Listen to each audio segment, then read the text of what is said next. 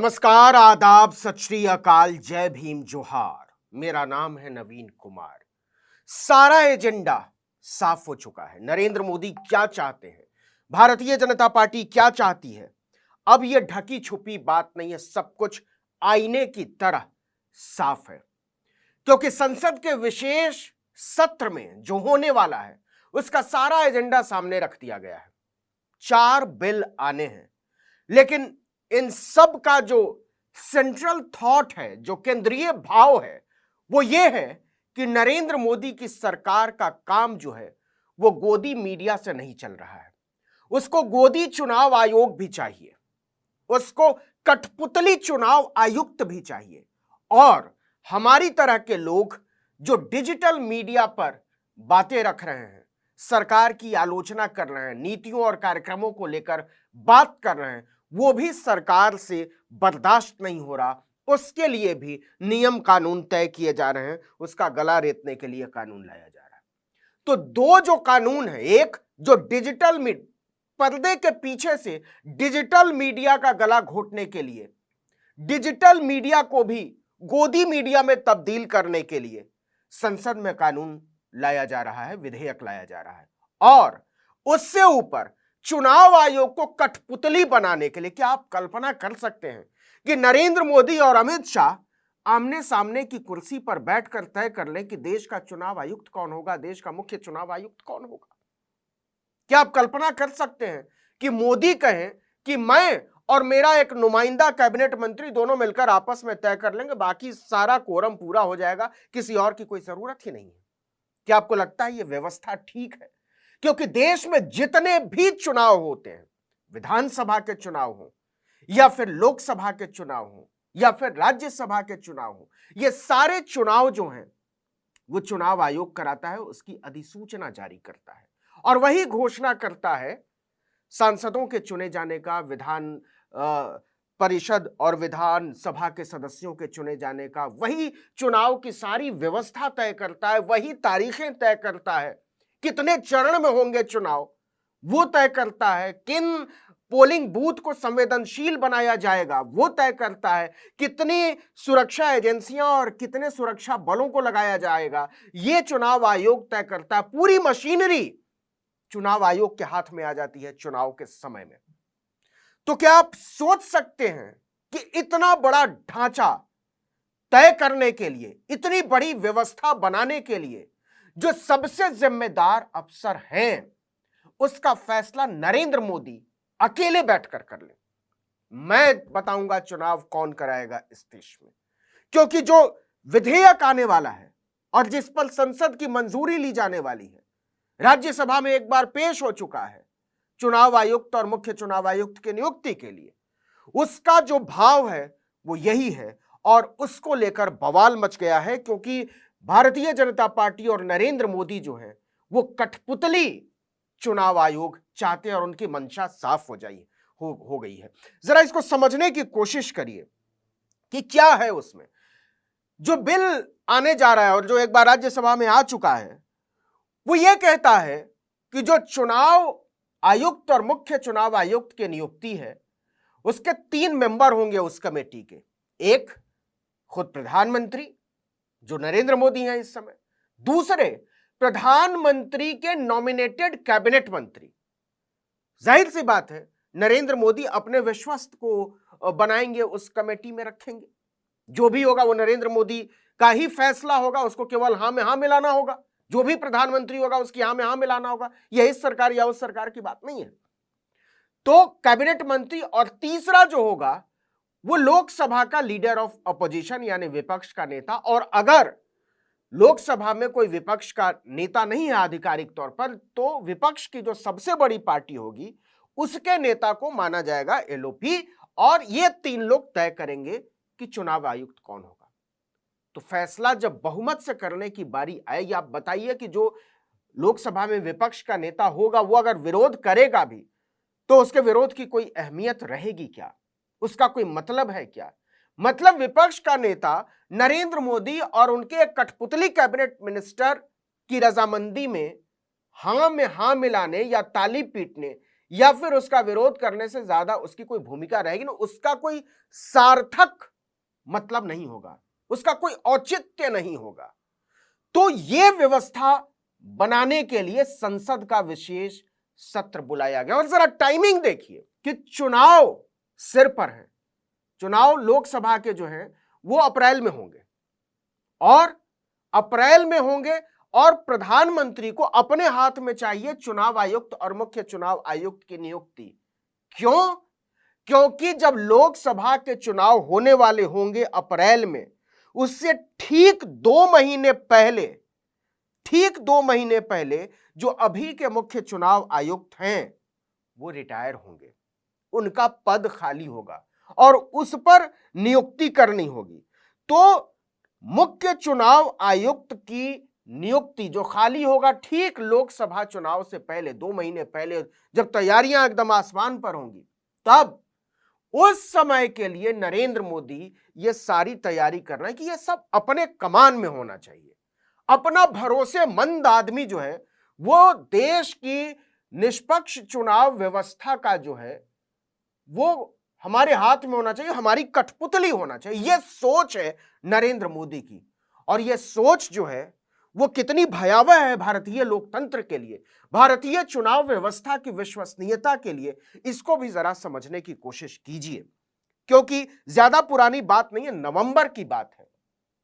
एक अफसर हुआ करते थे अरुण गोयल, वो दिल्ली में जो है वो विजिलेंस डिपार्टमेंट में थे।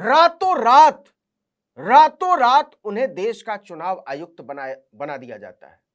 और यह तब होता है जब चुनाव आयोग की निष्पक्षता बहाल करने के लिए या बनाने के लिए सुप्रीम कोर्ट सुनवाई शुरू करता है ढेर सारी याचिकाओं पर। प्रशांत भूषण सुप्रीम कोर्ट पहुंचे होते हैं। ठीक उसी दिन 18 नवंबर की तारीख थी, ठीक उसी दिन अरुण गोयल जो है उनकी फाइल, 4 नाम तय सामने आते हैं प्रधानमंत्री के सामने कि इसमें से कोई चुनाव आयुक्त चुन लीजिए। और अरुण गोयल उसके एक दिन पहले ही वीआरएस लेते हैं अपनी पुरानी नौकरी से। ठीक 24 घंटे के भीतर वो लिस्ट सामने आती है, प्रधानमंत्री उसको मंजूरी देते हैं, उसी दिन वो फाइल राष्ट्रपति के पास पहुंच जाती है और अगले दिन चुनाव आयुक्त हो जाते हैं अरुण गोयल। 24 घंटे के भीतर सुप्रीम कोर्ट तमतमा उठता है। केएम जोसेफ उसकी सुनवाई कर रहे होते हैं और केएम जोसेफ 10 सवाल उठाते हैं, और सवाल वो आज भी कायम है, क्योंकि इससे आपको पता चलेगा प्रधानमंत्री नरेंद्र मोदी और उनकी सरकार की नीयत का, कि वो किस तरीके से काम करते हैं।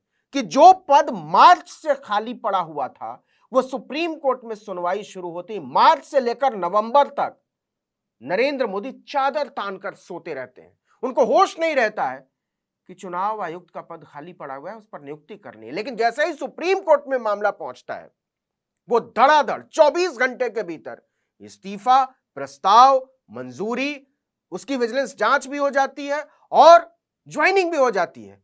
एकदम सब कुछ ऐसा लगता है जैसे रातों रात, सुप्रीम कोर्ट के शब्द थे, बिजली की रफ्तार से आपने किया। भारत में तो ऐसा होता नहीं। वो जो 10 सवाल उठाए थे सुप्रीम कोर्ट ने, इस पर जरा पहले बात कर लेते हैं और उसके बाद फिर से आएंगे कि क्यों नरेंद्र मोदी एक कठपुतली चुनाव आयोग चाहते हैं 2024 के चुनाव से ठीक पहले। पहला सवाल उठाया था सुप्रीम कोर्ट ने, और जरा गौर से सुनिएगा इस बात को, कि एक आईएएस अफसर को एक ही दिन में वीआरएस दिया जाता है, उसी दिन कानून मंत्रालय ने उनकी फाइल को मंजूरी दे दी। जरा सोचिए, सेम डे 4 नामों का पैनल प्रधानमंत्री के सामने रखा जाता है और 24 घंटे के अंदर राष्ट्रपति अरुण गोयल के नाम को मंजूरी दे देते हैं प्रधानमंत्री की सिफारिश पर। जरा तेजी देखिए, सुप्रीम कोर्ट इस पर सवाल उठाता है। दूसरा सवाल, हमने 18 नवंबर को सुनवाई शुरू की थी, 18 नवंबर को सुनवाई शुरू की, उसी दिन फाइल आगे बढ़ा दी गई, उसी दिन क्लियरेंस भी मिल गया, उसी दिन आवेदन भी आ गया और उसी दिन नियुक्ति भी हो गई। फाइल 24 घंटे भी नहीं घूमी। फाइल को बिजली की गति से क्यों क्लियर किया गया? आपको याद हो, नवंबर का महीना था 2022, सुप्रीम कोर्ट ने यह पूरी फाइल मंगा ली थी नियुक्ति की और सरकार को पेश करना पड़ा था। तीसरा सवाल, चुनाव आयोग में 15 मई से पद खाली था। जरा सोचिए, 15 मई से। क्या आप हमें 15 मई से 18 नवंबर तक का रिकॉर्ड दिखा सकते हैं? सुप्रीम कोर्ट ने पूछा था कि आपने क्या किया चुनाव आयुक्त की नियुक्ति के लिए। तो ऐसी क्या अर्जेंसी थी कि 15 अप्रैल से लेकर 15 नवंबर तक आप शांत बैठे रहे और अचानक से 18 नवंबर को सोते हुए आपकी नींद खुलती है और आप कहते हैं कि चलो चुनाव आयुक्त बनाते हैं, और 24 घंटे के भीतर वीआरएस, नाम आना, प्रपोजल पास होना, मंजूरी, अपॉइंटमेंट और काम धाम शुरू। ऐसी क्या जल्दी थी? चौथा सवाल कि इस बात को ढूंढने में, कारण ढूंढने में हमें मुश्किल हो रही है। सुप्रीम कोर्ट ने पूछा कि कैसे कानून मंत्री 4 नामों के पैनल का चयन करते हैं जो तय 6 साल का कार्यकाल पूरा नहीं कर सकते। आपको पता होगा कि चुनाव आयुक्त और मुख्य चुनाव आयुक्त जो भी होते हैं उनका कार्यकाल जो है वो 6 साल या 65 साल, दोनों में से जो कम हो उस पर उतने दिनों के लिए होता है। लेकिन जो 4 नाम भेजे थे उनमें से किसी के पास 6 साल का वक्त नहीं था पूरा करने के लिए। तो कैसे चुना? ये 4 नाम चुने कैसे? क्या आपने सोचा नहीं? सुप्रीम कोर्ट ने सवाल उठाया था। पांचवा सवाल, हम आपकी नियुक्ति प्रक्रिया से चिंतित हैं। आप हमें बताइए कि आप किसी नाम का चयन किस आधार पर करते हैं, बेसिस क्या है, आप कारण बताइए हमें। सुप्रीम कोर्ट ने पूछा था मोदी सरकार से।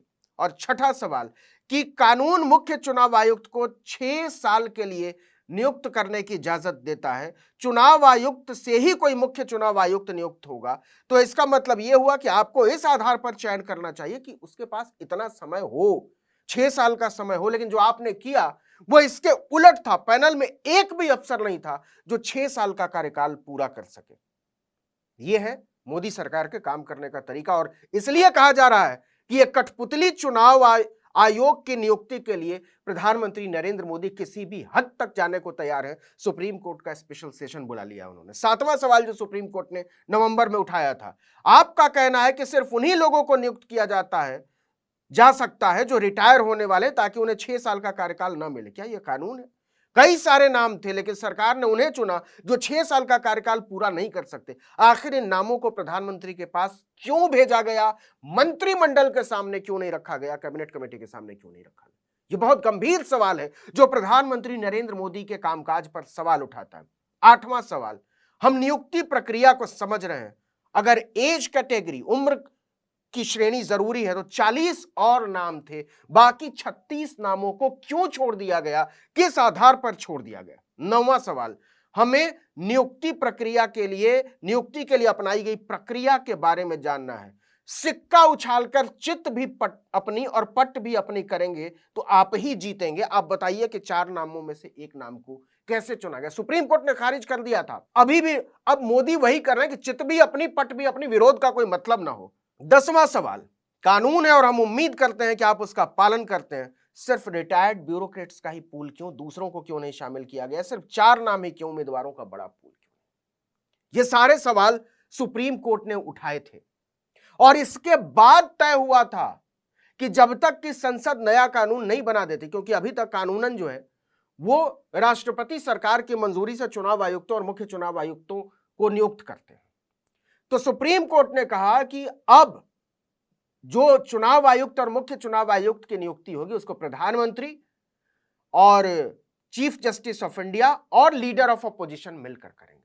तभी से नरेंद्र मोदी की सरकार बौखलाई हुई है, क्योंकि किसी भी तरीके से चीफ जस्टिस की निष्पक्षता पर तो कोई सवाल उठा नहीं सकता। प्रधानमंत्री एक पार्टी है, वो एक दल के लिए काम करते हैं और नरेंद्र मोदी तो कुछ ज्यादा ही भाजपा के लिए काम करते हैं। संविधान की शपथ में उनका क्या यकीन है, कितना यकीन है, हम सब जमीन पर देखते हैं, महसूस करते हैं, कपड़ों से पहचान करते हैं। खैर, विपक्ष के नेता भी एक पार्टी के लिए काम करते हैं, लेकिन नरेंद्र मोदी को चुनाव आयुक्त, चीफ जस्टिस ऑफ इंडिया पर भरोसा क्यों नहीं? क्यों भारत की सबसे ऊंची अदालत के सबसे बड़े जज की नीयत पर भरोसा नहीं और उन्हें हटाने के लिए आप कानून ला रहे हैं? और अगर कानून ला रहे हैं तो उन्हें शामिल करने का कानून नहीं ला रहे। चीफ जस्टिस ऑफ इंडिया पर क्यों भारत के प्रधानमंत्री के नरेंद्र मोदी को भरोसा नहीं है? यह अपने आप में एक बड़ा सवाल है और यह सवाल गैर बुनियादी नहीं है, क्योंकि 1975 से लेकर कई लॉ कमीशन, कई विधि आयोग इस बात की सिफारिश कर चुके हैं कि जो चुनाव आयुक्त और मुख्य चुनाव आयुक्त की नियुक्ति है, उसकी नियुक्ति वाली कमेटी में चीफ जस्टिस ऑफ इंडिया को रखा जाना चाहिए। उनका होना जरूरी है चुनाव आयोग की निष्पक्षता और विश्वसनीयता को बहाल बनाए रखने के लिए। आपको बता दें कि 1990 के दशक में कानून मंत्री गोस्वामी की अध्यक्षता में एक कमेटी बनी थी और उस कमेटी ने तो यहां तक कह दिया था कि चुनाव आयुक्त और मुख्य चुनाव आयुक्त की नियुक्ति में प्रधानमंत्री को होना ही नहीं चाहिए, अलग कमेटी होनी चाहिए, कॉलेजियम जैसा एक सिस्टम बनना चाहिए और तब इसकी विश्वसनीयता बहाल होगी। लेकिन 2015 में लॉ कमीशन ने कहा, और वो नरेंद्र मोदी के सत्ता में आने के बाद उसने सिफारिश की कि प्रधानमंत्री को होना चाहिए और चीफ जस्टिस ऑफ इंडिया को होना चाहिए, लीडर ऑफ अपोजिशन को होना चाहिए। लेकिन नरेंद्र मोदी की सरकार लॉ कमीशन की रिपोर्टों को मानने को राजी नहीं है और यह अपने आप में बड़ा सवाल है, क्योंकि प्रधानमंत्री नरेंद्र मोदी, भारतीय जनता पार्टी क्यों 2024 के चुनाव से पहले एक कठपुतली चुनाव आयोग चाहता है, क्यों एक गोदी चुनाव आयोग चाहता है, क्यों डिजिटल गोदी मीडिया चाहता है। क्योंकि मैं 1 मिनट और बात करना चाहता हूं कि जो डिजिटल मीडिया, आप जानते हैं कि गोदी मीडिया क्या दिखा रहा है आपको, टेलीविजन चैनल क्या दिखा रहे हैं, ये सुधीर चौधरी, ये अमीश देवगन और अमन चोपड़ा, मैं ज्यादा नाम नहीं लेना चाहता, दर्जन भर नाम निकल आएंगे, शायद उससे भी ज्यादा चैनलों के नाम भी नहीं लेना चाहता। इसके बनिस्पत हम लोग, हमारी तरह के लोग काम कर रहे हैं, जो घर फूंक कर तमाशा देख रहे हैं। हमको कंट्रोल करने के लिए, डिजिटल मीडिया को कंट्रोल करने के लिए स्पेशल सेशन में कानून लेकर आ रही है, विधेयक लेकर आ रही है सरकार, और उसका पास होना तय है। तो गोदी चुनाव आयोग चाहिए और हर तरह का मीडिया जो है वो गोदी मीडिया चाहिए। प्रधानमंत्री नरेंद्र मोदी की नीयत इस देश के निष्पक्ष संस्थानों के प्रति प्रतिबद्धता को लेकर कटघरे में है। इस वीडियो में इतना ही, लेकिन अगर आपने आर्टिकल 19 इंडिया को अब तक सब्सक्राइब नहीं किया है तो फौरन कीजिए, बेल आइकॉन दबाइए, घंटी जैसी आकृति, लाइक कीजिए और कमेंट करके बताइए हमारा वीडियो आपको कैसा लगा। यूट्यूब पर देख रहे हैं तो हमारे चैनल को सब्सक्राइब कीजिए, फेसबुक पर देख रहे हैं तो हमारे पेज को लाइक कीजिए, इंस्टाग्राम पर हमें फॉलो कीजिए और हमारा ट्विटर हैंडल है आर्टिकल 19 इंडिया और मेरा ट्विटर हैंडल है नवीन जर्नलिस्ट। आप मुझे भी फॉलो कर सकते हैं। नमस्कार।